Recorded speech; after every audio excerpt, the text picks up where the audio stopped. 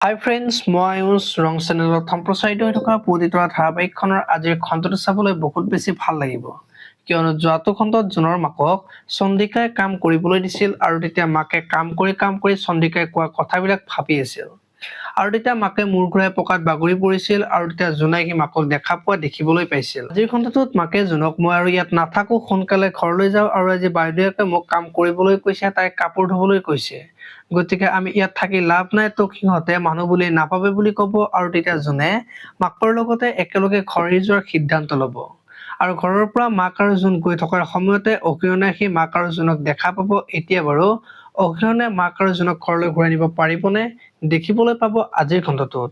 এইফালে আকৌ নিভানে আজি পুলিচ এজনক গাড়ীত বহুৱাই লৈ যাব আৰু থানাৰ সকলো ইনফৰমেশ্যন দিবলৈ ক'ব আৰু অকিৰণৰ এগেইনষ্টত কামবিলাক কৰিবলৈ ক'ব আৰু সোনকালে অকিৰণৰ গাৰ পৰা ড্ৰেছযোৰ খুলি পেলাব লাগিব বুলি আলোচনা কৰি থকা দেখিবলৈ পাব। আপোনালোকে পুৱতিতৰা ধাৰাবাহিকখন চাই কেনেকুৱা পায় কমেণ্ট কৰি জনাব আৰু যদি আপোনালোকে এতিয়ালৈকে চেনেলটো ছাবস্ক্ৰাইব কৰা নাই তেতিয়াহ'লে চেনেলটো ছাবস্ক্ৰাইব কৰি ভিডিঅ'টোত এটা লাইক কৰি দিব। ধন্যবাদ।